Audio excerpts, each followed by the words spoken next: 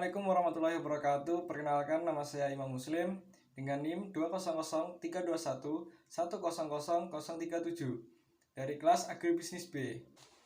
Baik, untuk komoditas yang pertama saya memilih ubi kayu. Permasalahannya yaitu rendahnya penerapan teknologi, terbatasnya model usaha tani, sempitnya lahan skala usaha, terjadinya fluktuasi produksi dan harga pada panen raya.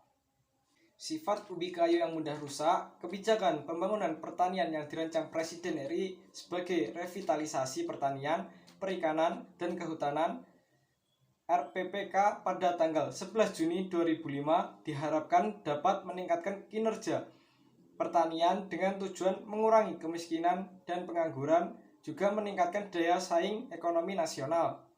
Solusi pada permasalahan tersebut yaitu perlu adanya peningkatan produksi dengan perluasan areal-areal panen dan produktivitas ubi kayu di daerah sentra produksi yang berpengaruh langsung pada perkembangan agroindustri nasional dan kinerja ekspor Indonesia.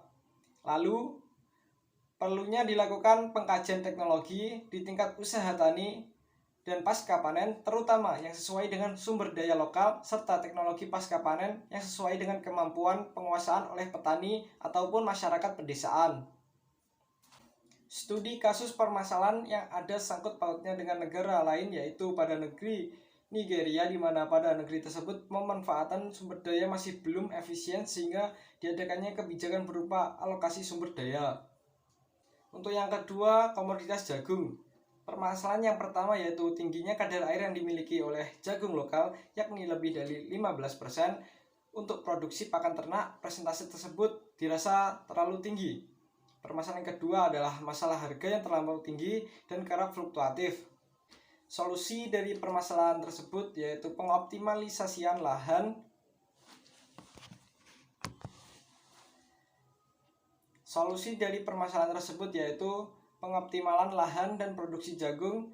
Juga perlu adanya perbaikan sistem agribisnis mulai dari subsistem hilir sampai hulu agar sistem ini terbangun secara berkesinambungan. Untuk studi kasus sendiri yaitu ada di Cina, harga jagung pada tahun 2018 cukup terjadi kenaikan yang signifikan, di mana kenaikan harga jagung sendiri sekitar 10%. Untuk yang ketiga, komoditas padi. Realisasi produksi beras pada tahun 2020 tidak mencapai target, yakni hanya 34,99 juta ton, dan lebih mirisnya lagi produksi tersebut mengalami penurunan dari tahun 2018 yang sebesar 37,90 juta ton. Penurunan tersebut tidak lain karena produksi padi yang mengalami penurunan dari 59,20 juta ton pada tahun 2018 menjadi 54,65 juta ton pada tahun 2020. Turunnya produksi tersebut disebabkan oleh turunnya luas panen dan produksi komoditas padi. Solusi yang tepat guna mengatasi masalah tersebut yaitu harus ada bibit unggul dan teknologi tepat guna untuk pertanian, sehingga sekalipun lahan berkurang, hasil tetap melimpah, dan juga ke depan dilakukan inovasi dan kreativitas bagaimana caranya bisa mendapatkan dan mengolah bibit unggul sekaligus menemukan teknologi tepat dan canggih untuk pertanian. Permasalahan yang ada di negara lain, misalnya ada di negara Pakistan, karena negara tersebut penerapan teknologinya adalah paling rendah. Ada beberapa hal yang menyebabkan masih rendahnya produktivitas usaha tani padi di Pakistan dibandingkan negara-negara Asia lainnya adalah karena ketersediaan benih berkualitas sangat terbatas, sehingga banyak petani yang menggunakan benih padi kurang bagus.